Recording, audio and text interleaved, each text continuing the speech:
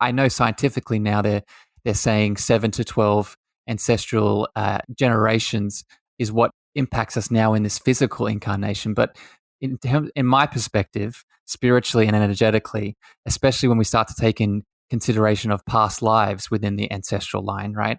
To me, in my perspective, there is no limit. There is no number in terms of what impacts you and what doesn't. But what I've found is the empowering piece is that we don't have to do it all, right? We just have to focus in on the one step that is presenting to us right now in this moment, right? So, for example, if I'm having challenges in my business, or I can't attract a partner in my life, or I want to have a child, right? What is the ancestral piece right now in this moment that is wanting to be seen, wanting to be acknowledged, and wanting to be brought into the light, so I can break that chain and be given what I deserve. Welcome, beautiful beings, to season 2 of the Cosmic Love Antenna podcast with your host, Harrison Ma. This podcast sets the loving intention of creating the mystical space needed to pull back the layers restricting health, alignment, and love. Now let's walk you home to your cosmic spiritual heart space. Good morning, evening, afternoon, beautiful beings. Welcome back to the show.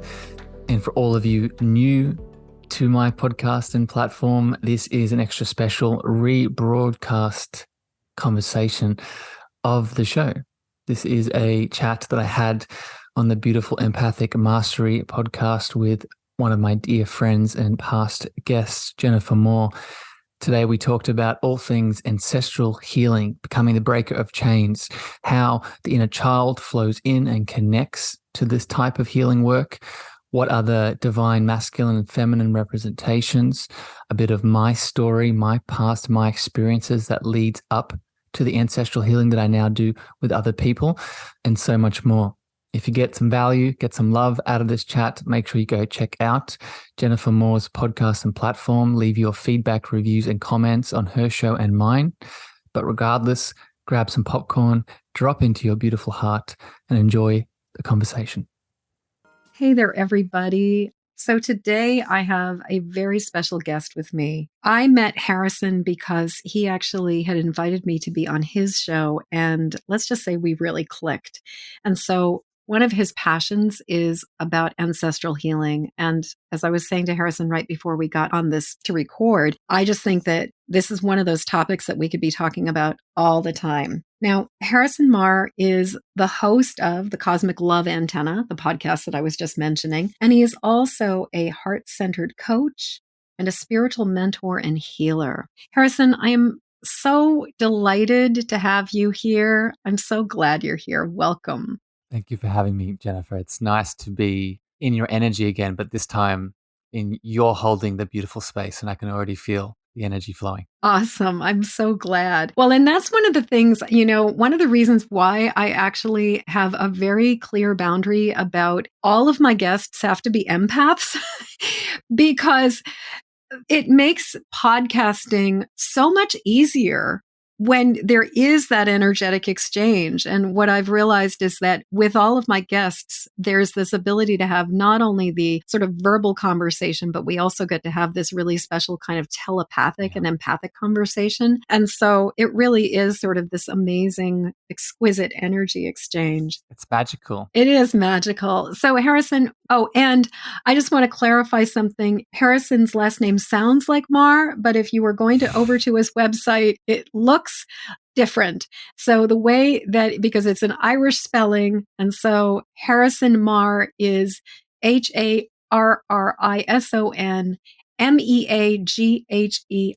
And if I hadn't asked Harrison, I would have completely mutilated his last name.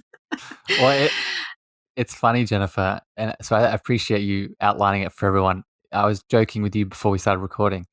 To me now, it's just sort of a part of the process of introducing myself to people. It's just, okay, I understand you're most likely going to have a challenge here, and I'm going to embrace you with love and say this is how it is, right? Yes, exactly.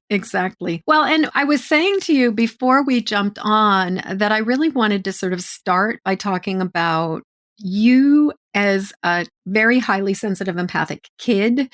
Like, what was it like? And especially growing up male in a culture that, I mean, it's hard enough being female and being like this, but at least our culture tends to sort of think as females as sort of being in the jurisdiction of this.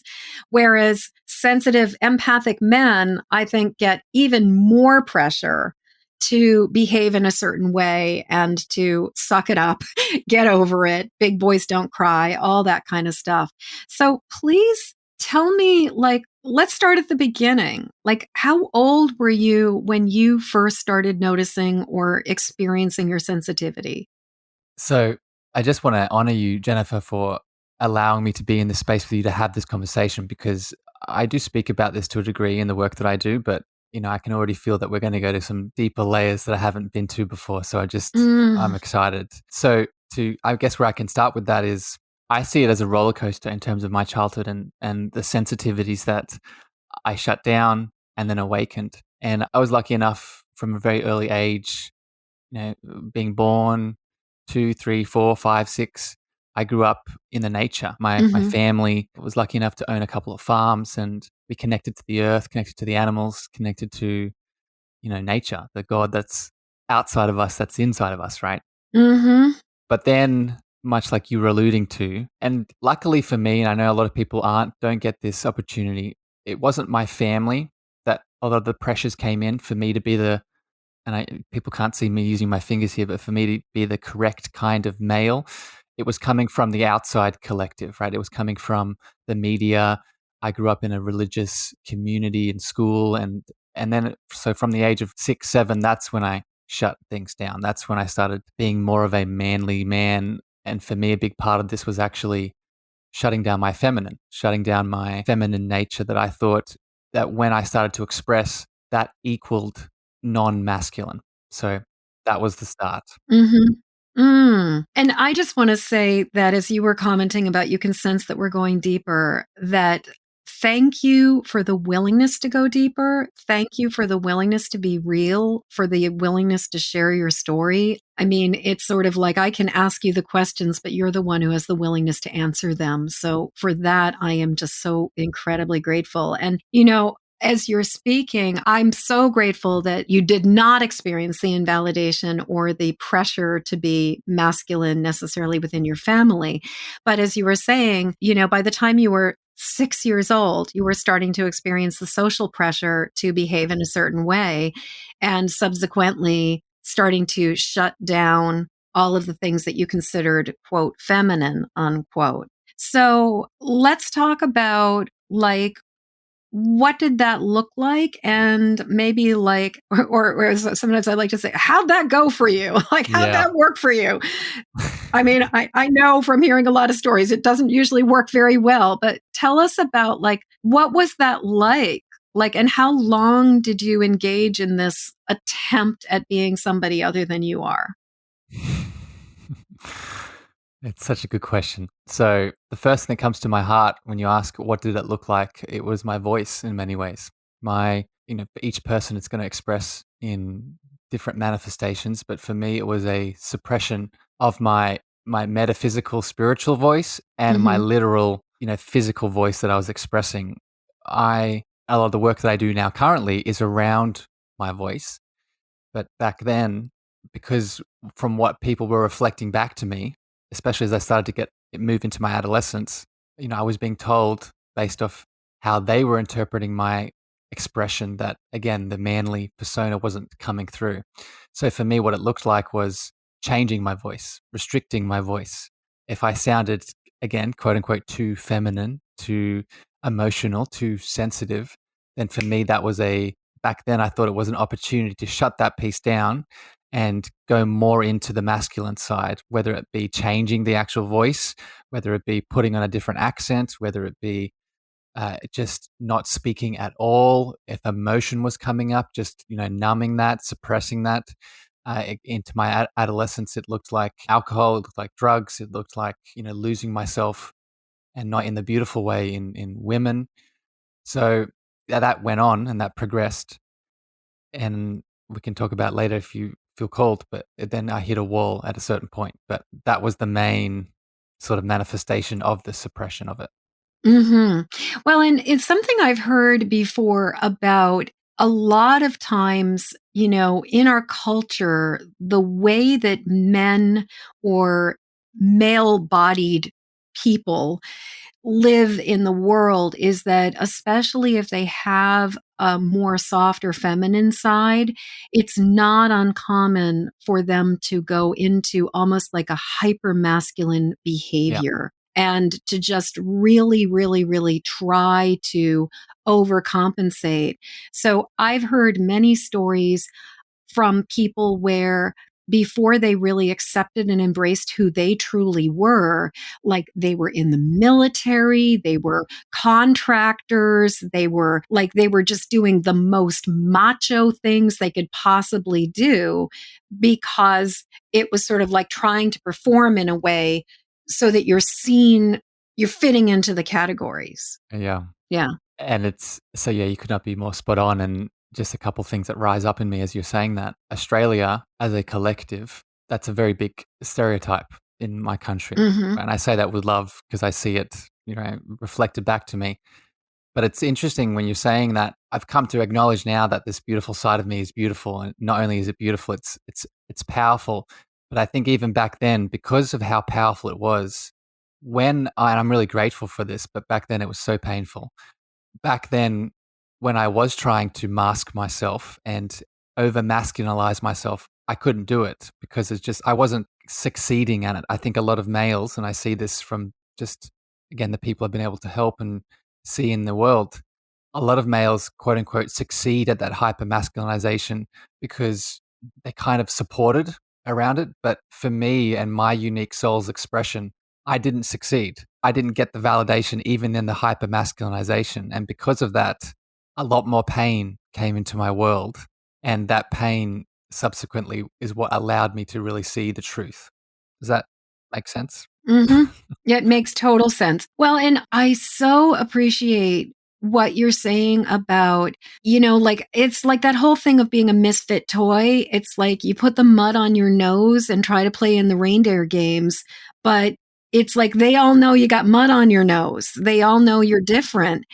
And I'm assuming you know my Rudolph reference. I mean, it's sort of like, yeah, I mean, I don't know anybody who hasn't seen Rudolph the Red-Nosed Reindeer, but I think that the thing is that there are those of us who see what the social cues are and see what we're supposed to behave like and try, and it doesn't work even when we're trying. And I just want to acknowledge just like how hard that is when you're trying to do all the right things and yet you are still up against this. That's an opportunity.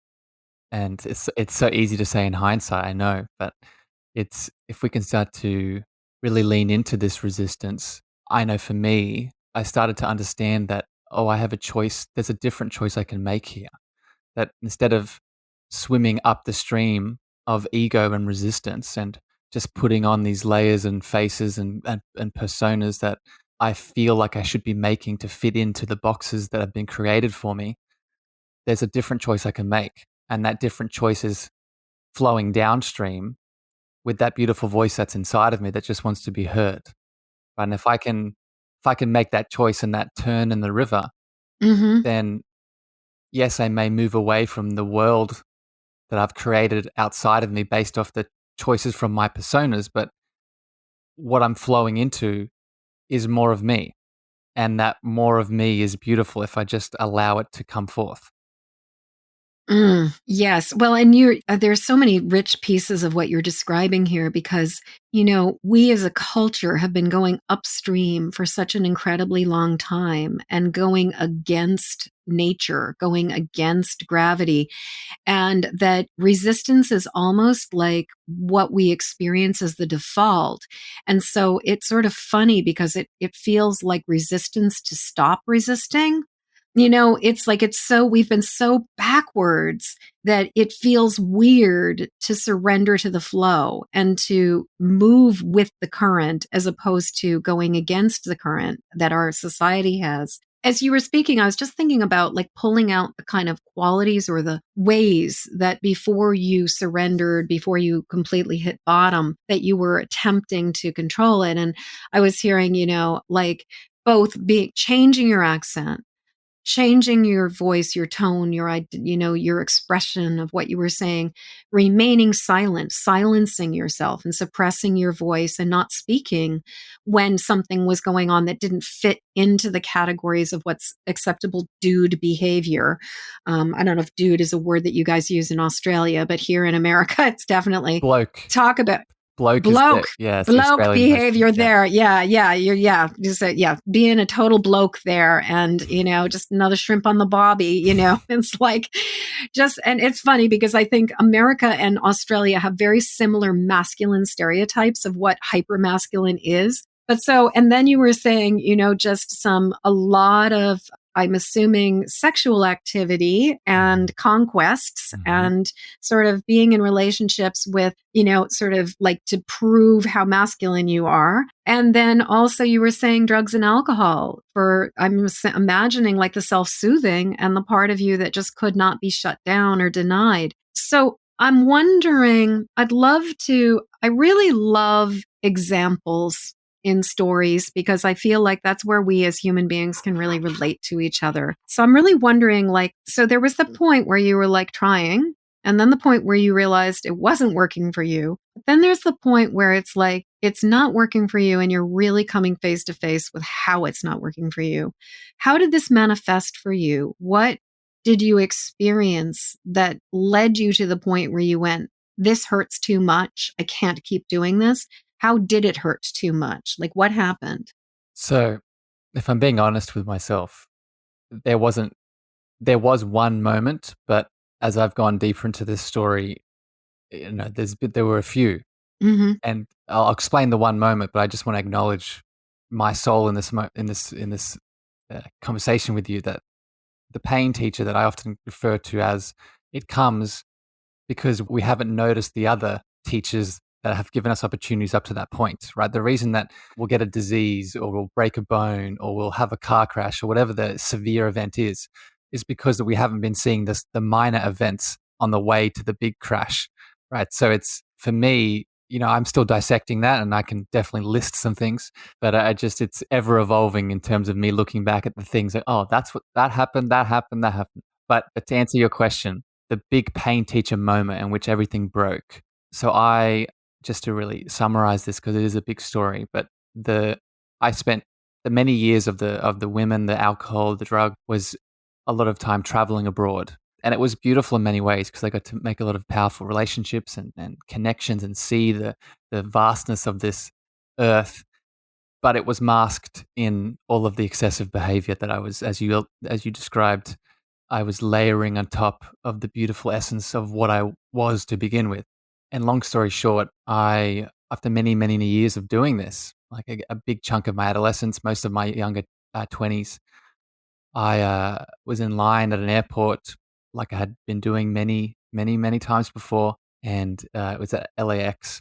And I placed my passport, gave it to the officer, Mm. and he looked at it 5 minutes, 10 minutes, 15 minutes. And then he pulled me aside and he took me into a back room. And for the next 24 hours, 48 hours, almost 3 days, I was detained, I was questioned, I was locked up, I was imprisoned. Like, realistically, that's what I would describe it as, and subsequently deported back to Australia. And that whole experience, as you can maybe imagine, what had happened was that my whole world up to that point I had defined by my travels, by my adventures, by the people that were on the other side of that gate waiting to see me. And now what was happening and there was a lot of fear. Like, I'd never been in this situation before. I was being told that I was, a criminal. I was being told that I'd done all these things that, whether we could have conversations about whether they were right or wrong. But at the end of the day, the story that I was creating around the event was that I was a horrible person, right? And everything that I was doing now, that up to that point had been telling me that I was valuable, that I had so much power and potential, was now saying the opposite. And so then I was deported back home, and that was really the bottom that I then had to work my way up from. Well, and I had a conversation with somebody, I was interviewing somebody the other day, and we were talking about when your entire identity is tied into this external experience, and in their case it was like a job like in the science profession, and their entire life was devoted to this idea of being a scientist.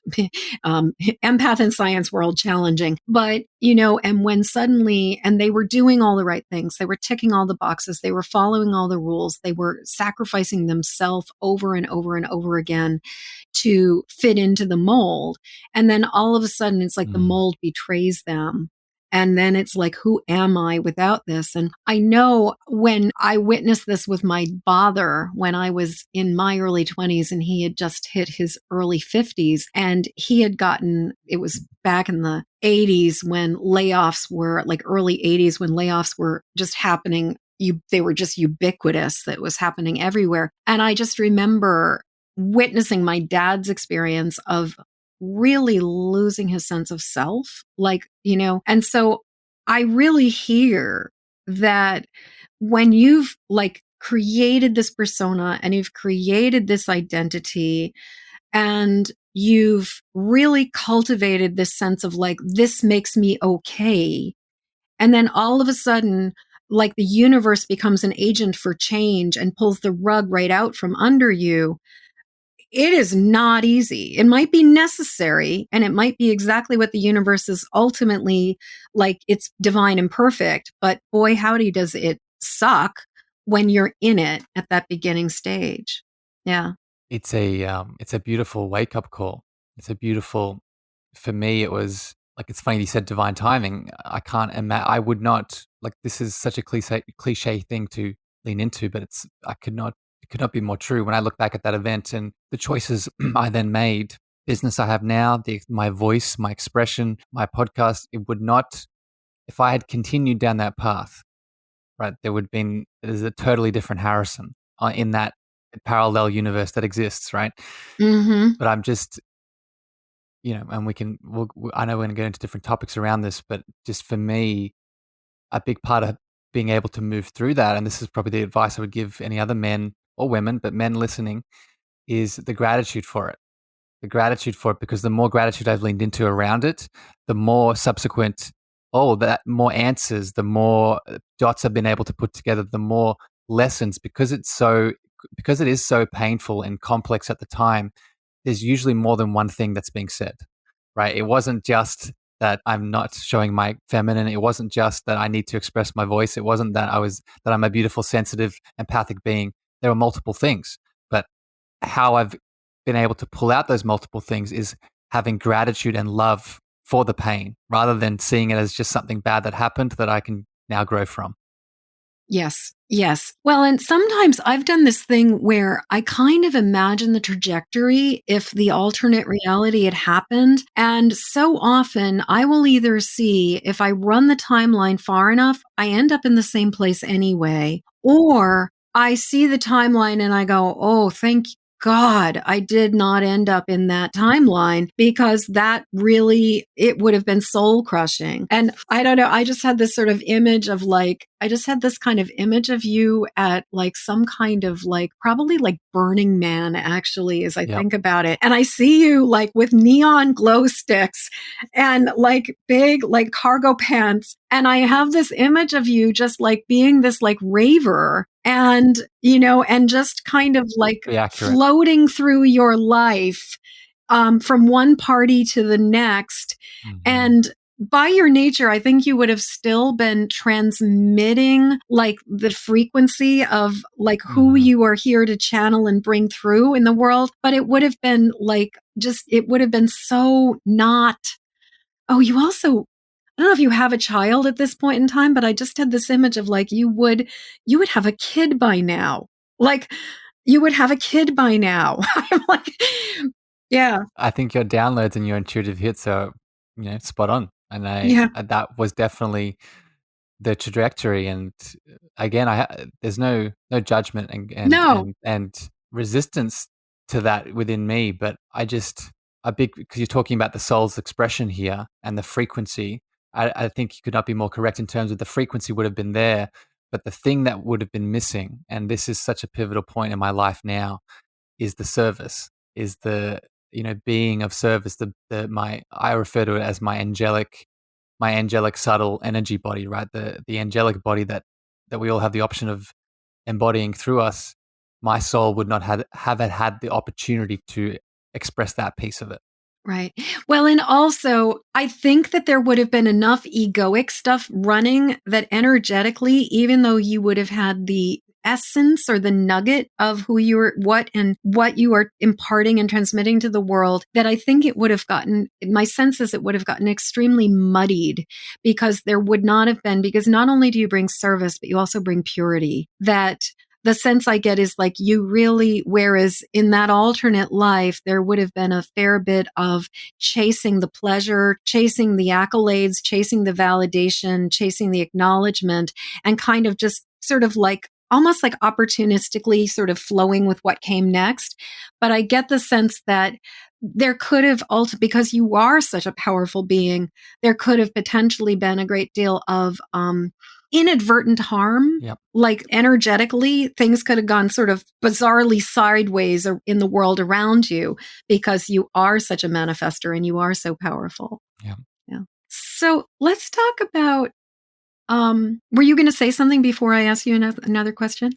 I know. I was taking it in, my Yeah. friend. Your reflections and your intuitive awareness of these visions. These are new to me, so I'm really grateful that you're sharing them, because, to be honest with these stories, I have spent time reflecting on them and I have spent time looking at them, but I haven't spent time doing is what you're describing here, is the expression of it if the what if occurred, right? And I think I'm getting goosebumps as you're sharing this, because this timeline, which for people listening, all these timelines exist in this present moment, right? The difference in them is the choices that we make, but it's important to acknowledge them, right? Yes. And see them for what they are, see them for the value that they may have, but also use them in contrast to where you are now to really empower you to be like, oh, this is really where I am now, and I'm embodying this choice that I made. So I was just taking that in. Yeah, and and when we can really look at the other timeline and just see it without regret, but also without necessarily nostalgia or like I wanted that or I didn't get that, that then we can have this sense of gratitude. But it's really interesting, like how it is almost like playing like a movie in my head. This timeline is so vivid that it really was like it's like you were poised. There was as much, it feels to me like you were like a bow and arrow or a slingshot, where like, the string had been pulled back and there was momentum that Yeah. would have easily just shot you into this entire like Burning Man, Montreal, like Paris, like you might have even become, I don't know if you ever DJ'd, but it was sort of like this entirely different reality. But it was like there was so much momentum and so much, like you would put so much will into making this thing happen that it would have been very, very, very viable.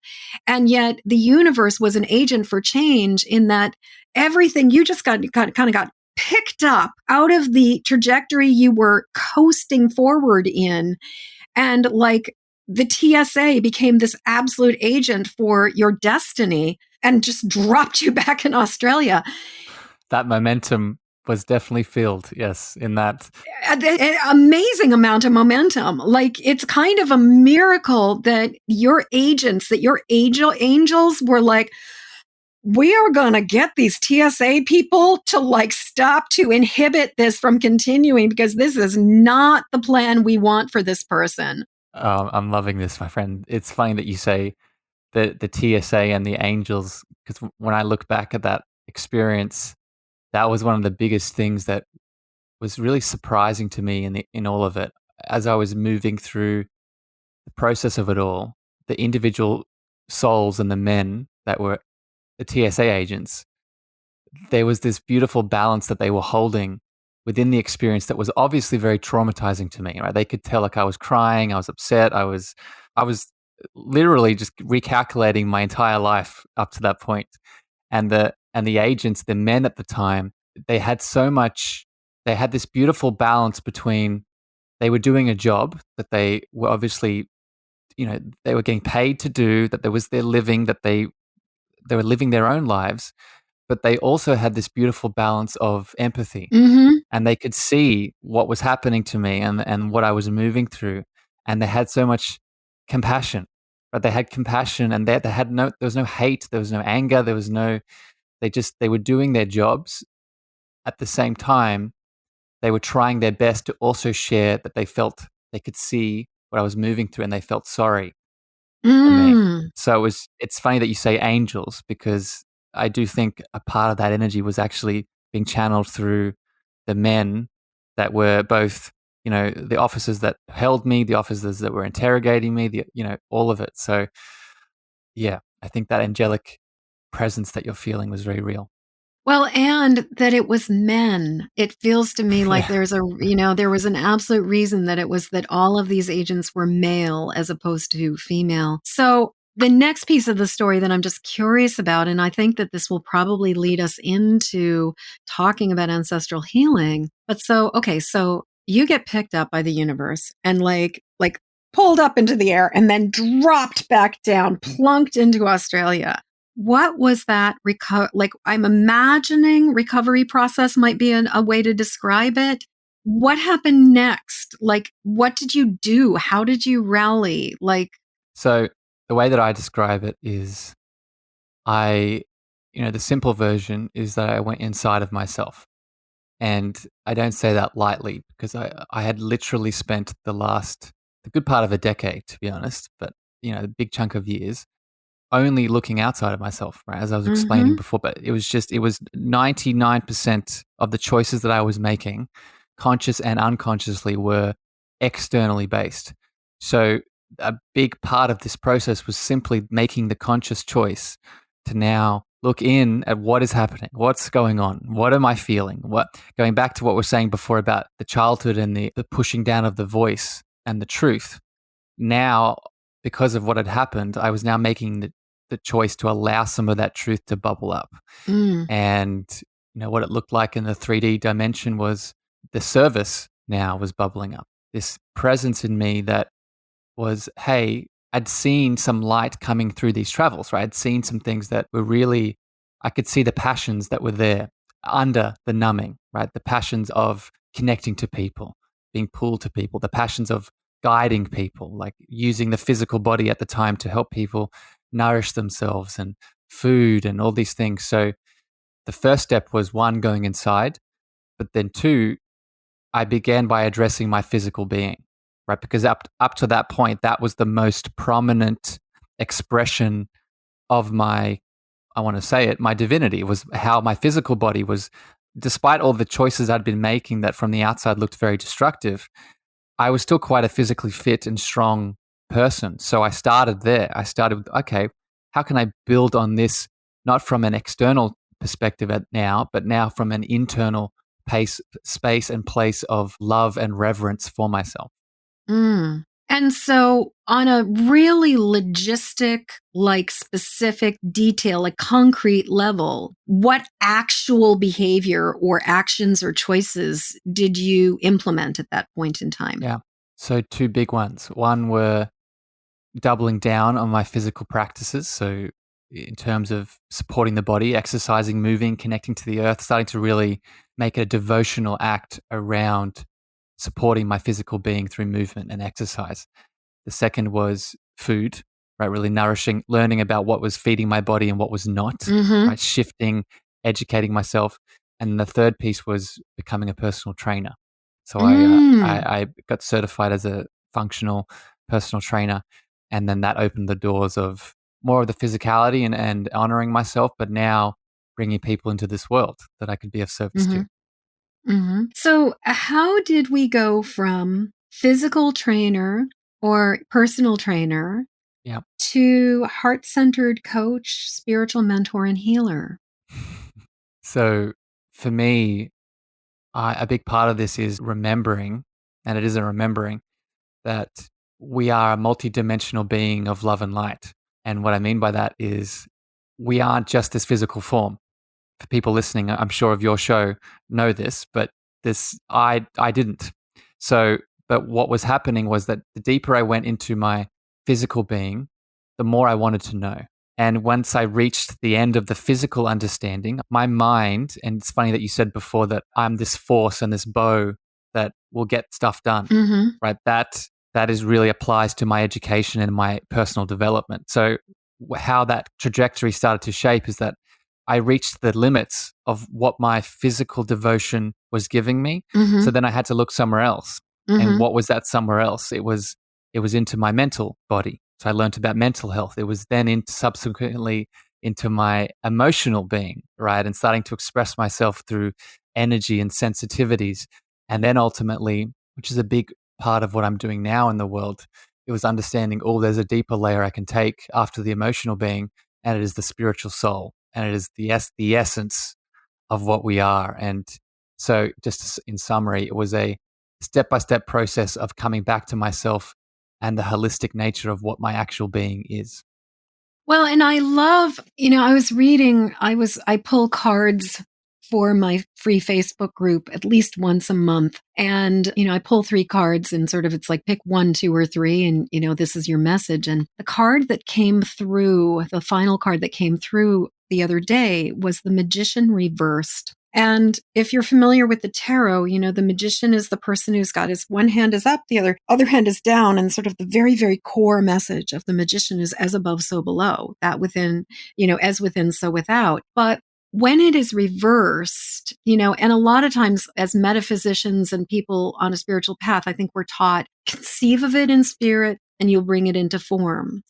But sometimes, in order to be able to make that shift, the magician reversed for me is the message of you must make right on the physical plane Yes. in order to bring the spiritual into alignment and into rightness and right relation. And this reminds me also of even the idea of what we're starting to discover about healing from trauma and starting to understand that it's like we must address the distress in the dysregulated nervous system and the distress in the brain stem and in the limbic brain before we're going to ever get our cognitive brain, our thinking brain to be on board. And, since psychotherapy started, it's been going backwards. It's been top down instead of, bottom up. And what I'm really hearing in what you're saying is you instinctively were guided from the somatic, from the body, starting with bringing your body into right relation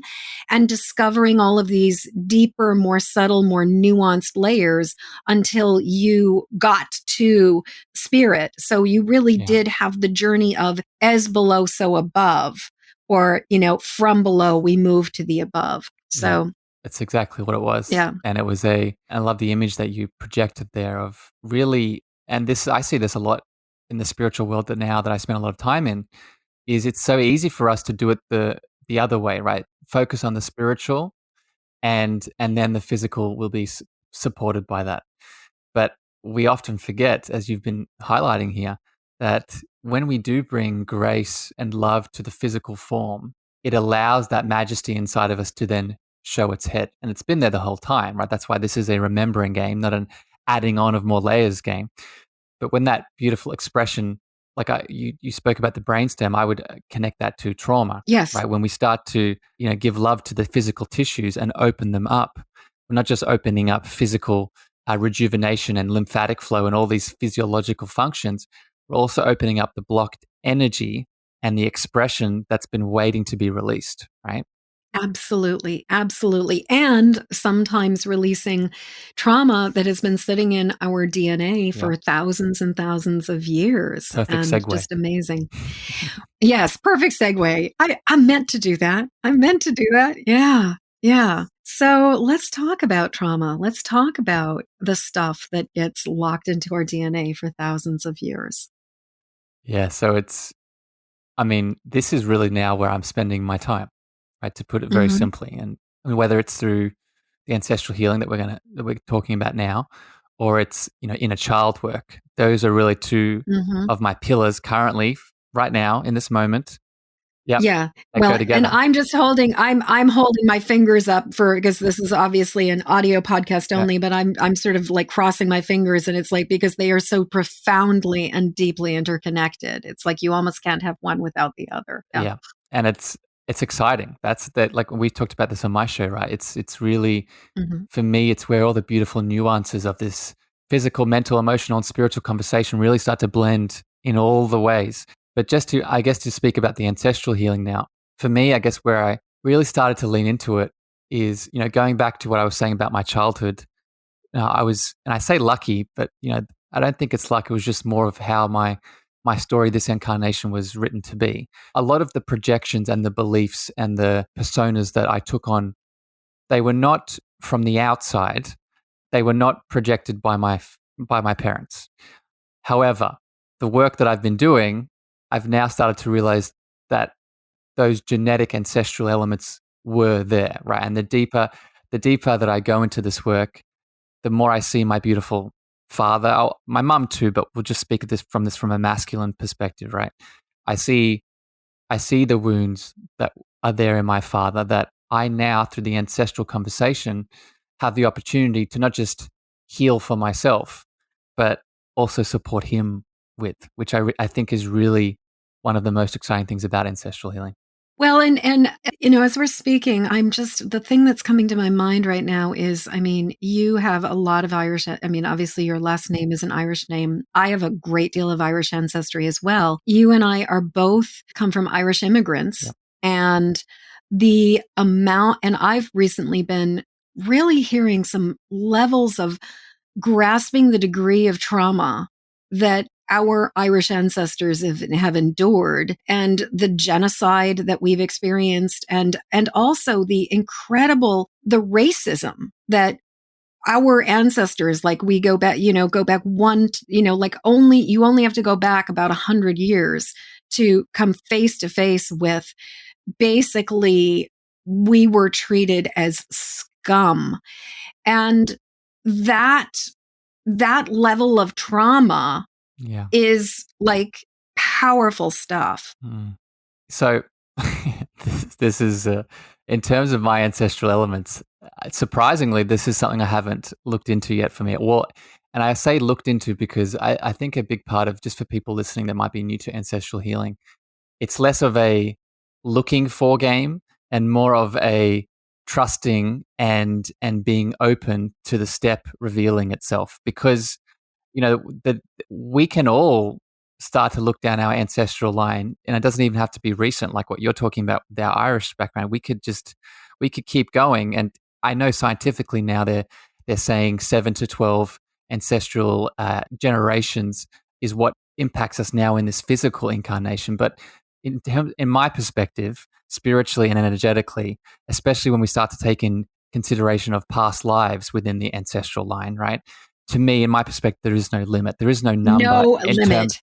yeah, in terms of what impacts you and what doesn't. But what I've found is the empowering piece is that we don't have to do it all, right? We just have No. to focus in on the one step that is presenting to us right now in this moment, right? So, for example, if I'm having challenges in my business, or I can't attract a partner in my life, or I want to have a child, right? What is the ancestral piece right now in this moment that is wanting to be seen, wanting to be acknowledged, and wanting to be brought into the light, so it's not, so I can break that chain and be given what I deserve. I love how you're speaking about also, like, we don't have to do it all. And that that the pieces of healing reveal themselves when they're ready to be revealed, when it is the right thing to do. And my experience is that healing has this way of sort of works on a quantum level where if we address the one small thing thoroughly, it impacts everything in a far more effective and deeper way than if we try to cover the entire grocery list and like do a little bit of rudimentary work or sort of minimal amount of work for all these pieces. You'll get way less traction than if you just address that one wound thoroughly and completely. It really, really, really transforms. And I would say to that too, what you avoid, and this is something that I'm constantly being mindful of, and I'm not perfect, and I fall into this from time to time. You avoid the superhero archetype, right? You Mm, avoid that consciousness expression inside of you of, much like we can feel like we need to do all the things for the people outside of us, right? We need to fix, we need to be the healer for everyone. we feel like we can fall into that archetype for ourselves, right? So it's releasing, and that's a heavy weight, right? So it's a releasing of that weight to be just trusting. Well, and there's a really fine line between getting into that trajectory of healing and the I'm going to heal myself no matter what, and regarding ourselves as broken. And I think that what I've seen over and over again is that at the very, very core of all healing is acceptance and love, and loving ourselves exactly as we are, warts and all. That so frequently when we start being in that kind of like superhero, like on steroids, let's fix this, that at the core of that is a fundamental belief that we are unlovable, unacceptable, and not enough as we are. Mm-hmm. Yeah.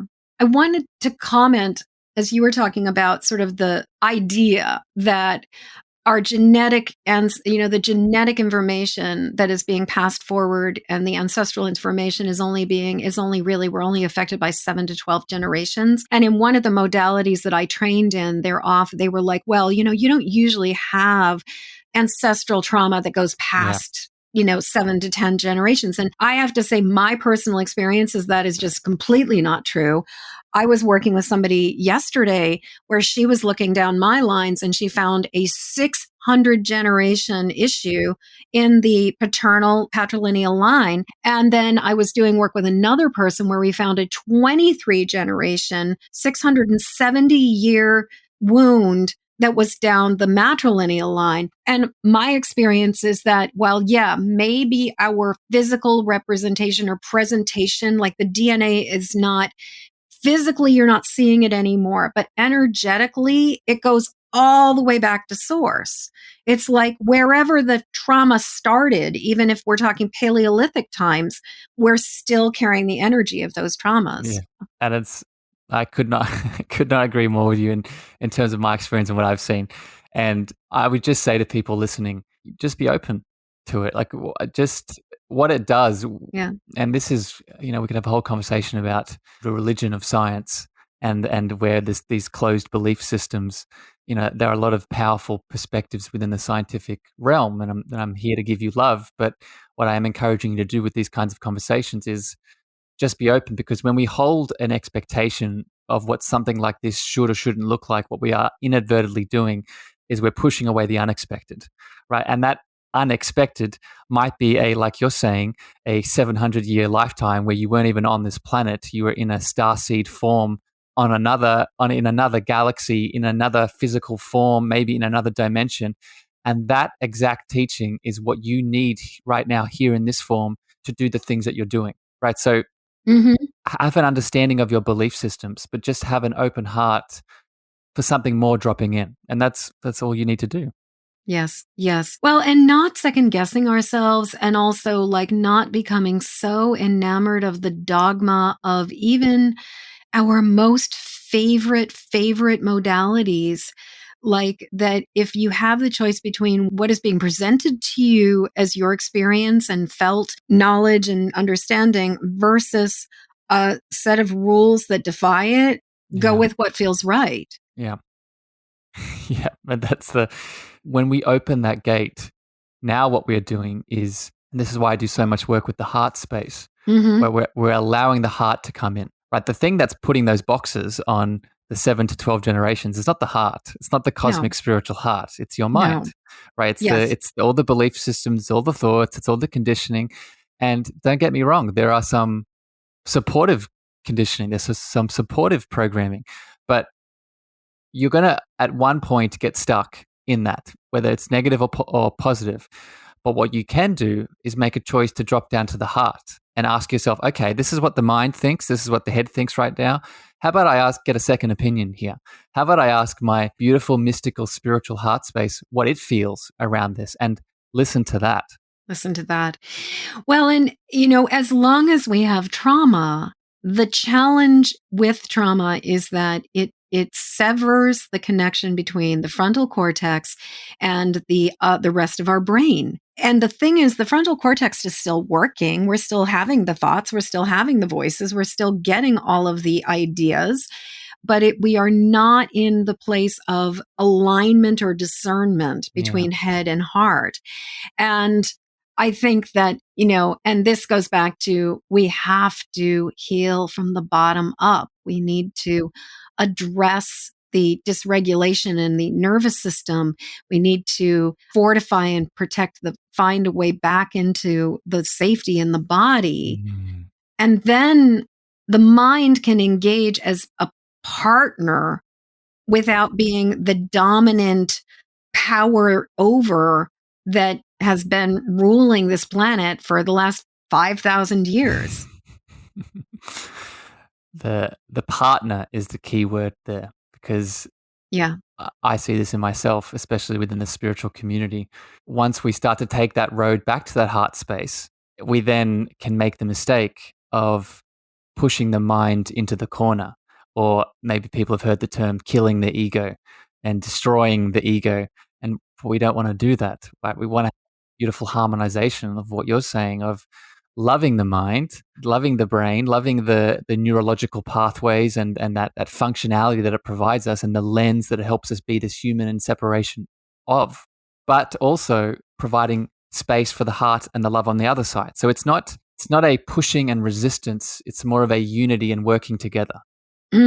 Absolutely. I keep on having this image of the Queen of Swords, and particularly actually the Queen of Swords from my actual personal tarot deck, the Healing Tarot. And, the idea, the way I think of all of the court cards is I think of them as like each of the different lenses is like the queens are all, or the woman are all the water of, the heart of something. And so the Queen of Swords is the heart of air. She's the heart of the mind. And the thing about her is that she really is that and the key word I use for her is discernment, because she is in that alignment between heart and head where there is no severing, there is no separation. And then, there's just a synergy that allows us to make choices that are so much better. Harrison, we are almost at the top of the hour, amazingly. And I would really love for listeners who are just beginning to discover this idea of ancestral healing and who are listening to us and going like, okay, yeah, that's all fine and good, Harrison and Jen, but what the hell am I going to do about this? Yeah. What would be like the baby steps, the very, very incremental first steps we can take towards the ancestral healing, towards this path? Well, the first thing that came up immediately, even before you finished asking that question, was getting into a space and place where you feel safe, you feel supported, and where you feel seen. And the reason I say that is, like I said before, this is deep. This is not, we're not just talking about this lifetime now, right? We're talking about multiple generations and a lot of different elements that if you don't feel safe, if you don't feel supported, if you don't feel seen, not only are they most likely not going to show up, but if they do show up, you're going to be caught off guard and you're going to go into more of a trauma response. Right? We live in a world at the moment, and this is probably not new to people listening, but we live in a world at the moment where it's so easy for us to be outside of our body, right? Being Yes. one of my mentors calls it the externalization of the self, right? Through all of the stresses that are happening in the world, not only are we not safe in our bodies, we're not in the bodies to begin with. So it's the first step I would encourage people listening is, whether it's working with someone, whether it's starting to educate yourself to provide the space for yourself, is getting into a space where you feel supported, safe, and seen. Right? There's a reason within the energetic system, the chakra system that I spend a lot of time working with. There's a reason that the root center is chakra number 1. Right? It's because we need that safety and support and security for the energy to start flowing upwards. Right? And one of the areas this energy starts flowing into is this ancestral path, right? So I guess that's step number 1 in my experience. Well, and as you were speaking about externalization, it occurs to me that getting ourselves to a place where we feel supported, safe, and seen starts as an inside job. That if we are looking to the outside world to feel supported, safe, and seen, we are still caught in that externalization pattern. And so it's like, I would just go to that next level of sort of, and in many ways, your journey really feels to me like this is what this is about, that Yeah. you chose you. You chose to validate and honor and acknowledge what was the truth within yourself. And you chose to allow it to be safe and to allow yourself to be seen by yourself, to Mm. allow yourself to acknowledge yourself. And it strikes me that, like, it is not about, I don't know, like, it's not about like having the right apartment or the right job or the right partner. It's about, we have to be supported, safe, and seen within ourselves. From ourselves. Yeah. Yeah. And I will just say, Jennifer, just in case people are getting confused by this, the when you do reach out to someone to support you with this, right? I think the slight nuance here is that person that is supporting you has to realize that they are not giving you anything, Mm-hmm. right? That they are holding your hand so you can come back to that truth, right? A lot of, and I see this in myself sometimes, and I see this in other practitioners in the world. It can be so easy for us to be in that ego, right? When someone does come to us for support, we then take the power and feel like we're giving them something. But when you're on this journey back to yourself to feel that safety, support, and security, and you do reach out to someone, realize that that's someone that you're reaching out to. The best thing that they can do for you is be the mirror of love, right? Be the mirror of love that you can look into, that might be smudge free, right? Because you're still working through your traumas and pains, that is smudge free so you can see yourself fully, maybe for the first time in a long time, to then provide those answers for yourself. Mm-hmm. Does that make sense? Absolutely. Well, and as you were speaking about, as healers, it can really be painful to witness a situation that somebody is going through that we are completely powerless over. But I think that there is something so much more powerful about being a loving witness to somebody's journey, and to be able to be like, that really sounds hard. And I can only imagine how difficult this is for you right now. And I am so like, I am sending you so much love for what you are going through, as opposed to getting all caught up in the cursed hows and the, how are we going to fix this? What are we going to make better? I've got a dear friend who is currently going through just a rough patch. A lot of, some health stuff is up, some financial stuff is up, some, identity shifting is going on. And it would be so easy to feel like, how can I rescue this? And Yes. there is nothing I can do to rescue this other than just say, this is what I'm working on. This is the stuff I'm discovering for myself. These are the things that I'm knowing. Maybe it will be helpful to you. Maybe it won't be helpful to you. And if there's one thing that I trust, this too shall pass. I believe in you. I believe in your resilience. And I know that, yes, this sucks and it's not going to last forever. Hmm. You're standing in your light in that moment, Yeah. right? You standing in your light is so bright that it's rippling into them to realize, even if it's for a moment, that if Jennifer is so powerful, right? This light that I obviously feel in my heart of her, if she can emit this, what am I capable What of? am I What am capable I? of? The fact that I'm resonating with her, the fact that I feel it in itself shows me that I need something inside of me to receive that. So the fact that I'm feeling it in my heart in itself says that I can do that too. Well, and as above, so below, as within, so without. If we are all, I believe that the other side of it is that we resonate with the things that are within, that exist. And so, and I'm not saying, like, if you see somebody who's being an abusive perpetrator, that there's an abusive perpetrator within you, but there is a trigger, there is a memory, there is a pain that it is activating. And if light and joy is being activated, that means that's within us as well. So I love that you hold that up. Harrison, I could talk with you forever. Like, you and I could have, I mean, this feels like the 1,000-year-old or 10,000-year-old conversation that we're just picking up from the last time we were sitting on a mountaintop chatting with each other. I could just keep this conversation going on forever, and we've hit the top of the hour. Thank you so much for being here. My pleasure, Jennifer. And as you said, just really being in this space today has helped me remember more pieces of you. So I received the love, but I'm going to throw it back to the space that you've created. So, Harrison, is there any, before I let you go, is there any additional, like, pearl of wisdom that you want to drop on the audience? In regards to ancestral healing, Anything. yeah. Well, I guess what I would say is, and this is really a big part of my mission at the moment in this world, is as you've been listening to this episode today, how has it been making you feel?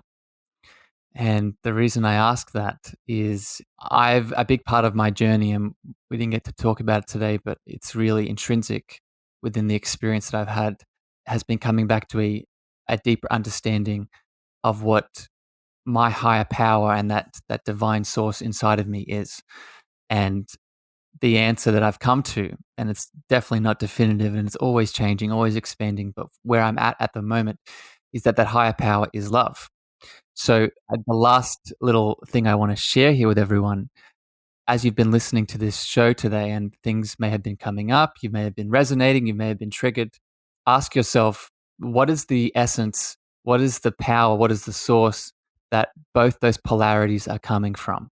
And if we can be in that source, that space, that love more often, I've noticed in my experience, not only do we start to heal, whether it's through the ancestral healing, the inner child, whatever the thing is, but we now start to share more of what we actually are. And I believe what we are at that source is that love energy. Mm, what a beautiful place for us to complete this conversation for right now. And as you were saying, there were other pieces of the story that were not covered. And I can absolutely imagine, having you back for an additional chapter of the conversation. So, Harrison, how can people get in touch with you? Well, Jennifer, I just want to say thank you for having me, my friend. My pleasure. It's one thing to have a conversation, on my show. It's another thing to offer me to come on yours and have a chat. So I just want to say Yeah. thank you for the invitation, and it's been a beautiful pleasure to reflect more on my journey today. And if there is a difference, and you shared this with me, there's a difference between hosting a show and being a guest on a show. So I just want to gratitude for letting me do this. Very super quick, so we can finish here. People, if you're listening and tuning in, the best way to get in touch with me is either through my website, Harrison Ma spelled MEAGHER.com. I'm also found on Facebook, Instagram, LinkedIn, and Clubhouse at Harrison Ma spelled the same way.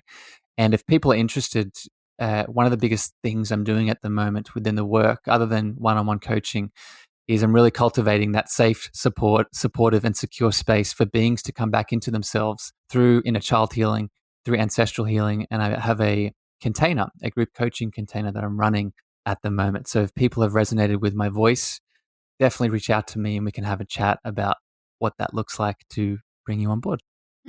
Awesome. And don't forget your podcast. My beautiful podcast is the Cosmic Love Antenna. Yep. Yes. Awesome. Harrison, thank you so much for being with me today. It has been truly a pleasure.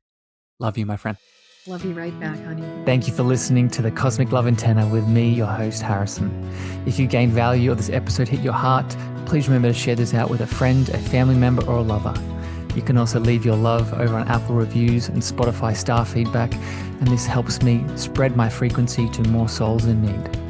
Finally, if you want to connect with me deeper, want to reach out, interested in coaching, please follow me on Facebook, Instagram, TikTok, and LinkedIn at Harrison Ma spelled MEAGHER. Sending you so much love.